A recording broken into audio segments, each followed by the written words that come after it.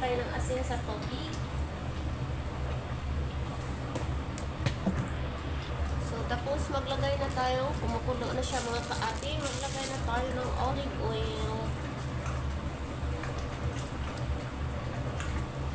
Ganyan yung mga kanin nila dito mga kaati, kailangan ng olive oil. So, ayan, ilagay na natin yung ating basmati rice na inano na natin to sa tubig mga kaati, siguro na mga 30 minutes.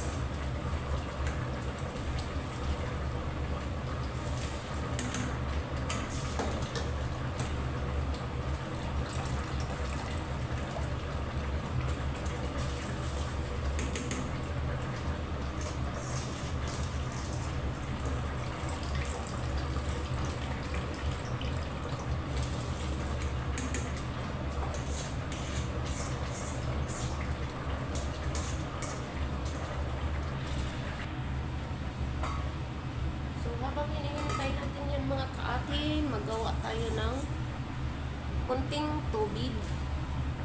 Mag-add tayo ng saffron or food color.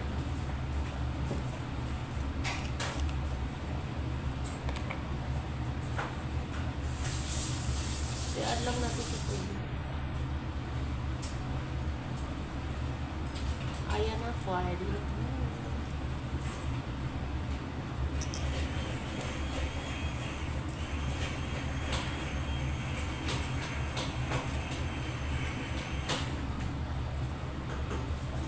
Pwede na sa mga kaati, ano na lang, itapon na lang natin ang tubig mga kaati.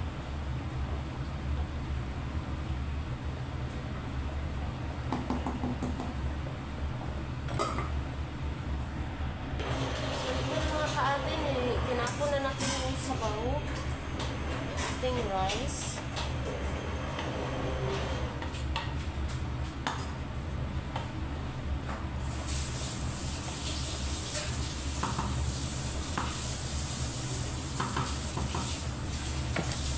Tapos i-add din natin ito.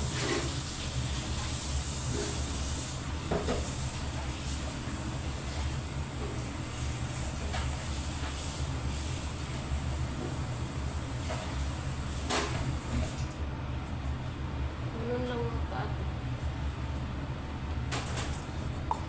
Tsaka takpan na natin ito.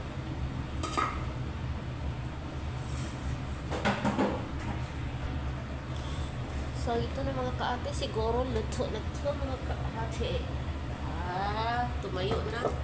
Kasi sabi nila, pag tumayo na daw yung bigas mga kaate, luto na daw yun.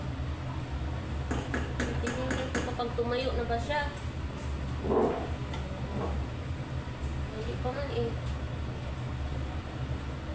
Ayan sa mga kaate. Halo natin. Ganun sa mga kaate. Yung yellow niya mga kaati, maghalo na sa kanila.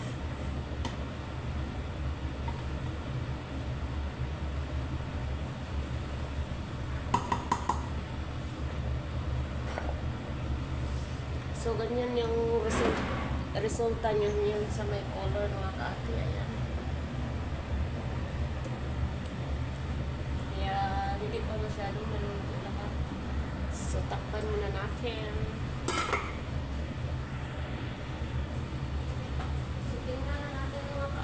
Kung luto na ba yung rice natin? Okay. Tumayo na siya mga kaati.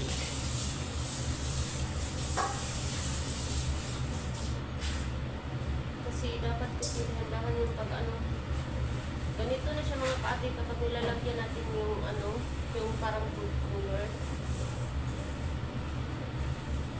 Ito na yung palalabasan ng kanin niya, yung bigas. Ayan. Yan yung bigas. Parang ang ganda na tingnan na yung nakakaakit. So, okay na yan. Maglagay na tayo ng butter. Maglagay tayo ng butter mga kaati.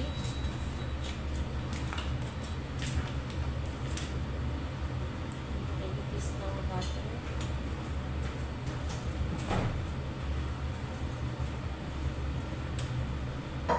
Kasi yung mga bigas dito mga kaati, mga matinilas.